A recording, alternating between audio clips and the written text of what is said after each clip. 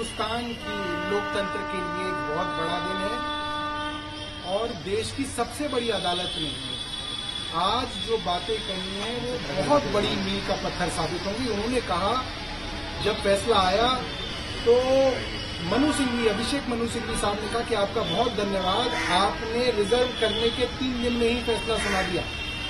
और कोर्ट ने मुस्कुराते हुए कहा, it's a matter of somebody's liberty, every day counts. यानी कि कोर्ट इस बात को रिकॉग्नाइज कर रहा है कि आपने बिना ट्रायल के किसी राज्य के उप मुख्यमंत्री को 17 महीने जेल में रख लिया।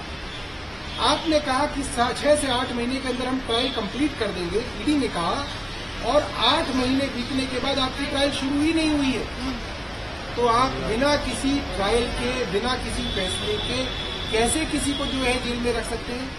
दूसरी बात, उन्होंने सभी हाई कोर्ट्स और लोअर कोर्ट्स, ट्रायल कोर्ट्स को एक सीख देते हुए कहा कि ये एक प्रिंसिपल है, bail is a right, jail is an exception. यानी कि बेल देना किसी का भी हक है, उसको बेल मिलनी चाहिए। आप ऐसे नहीं कर सकते कि आपका मुकदमा शुरू नहीं हुआ और आपने किसी को जेल में डाल दिया। भाई, मुकदमा पूरा कीजिए, किसी का गुनाह साबित कीजिए, कन्विक्ट कीजिए, 1 साल नहीं 5 साल की सजा दिलाइए, कोई मना नहीं कर रहा। मगर आपका मुकदमा ही शुरू नहीं हुआ, कोई गुनाह साबित नहीं हुआ, बिना साबित हुए आपने 17 महीने उनको जेल में रख लिया। अब मैं ये जानना चाहता हूँ, अब वो अगर बेगुनाह साबित होंगे तो ये 17 महीने उनको कौन वापस करेगा? क्या ट्रायल कोर्ट वापस कर सकता है? क्या केंद्र सरकार मनीष सिसोदिया के 17 महीने उनके परिवार को वापस कर सकती है?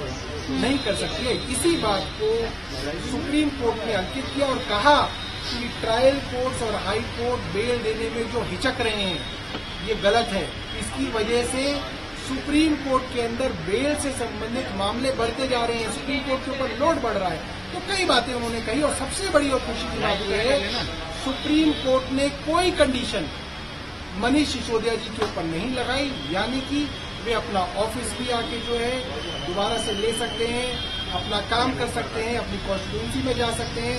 उनको मंडे और थर्सडे थाने में जाके अपनी बस एक हाजिरी लगानी है कि भाई मैं यहाँ दिल्ली में उपलब्ध हूँ। जी, अभी सर कब तक जेल से बाहर आ सकते हैं? आगे की क्या रणनीति रहने वाली है? देखिए, अब तो इससे कोई बहुत बड़ा फर्क नहीं पड़ता कि आज शाम को आ जाए, नहीं तो कल शाम को आ जाए। हमने देखा है जेल प्रशासन अक्सर ये बदमाशी करता है, उनको 1 दिन और डिले करने में भी बहुत मजा आता है।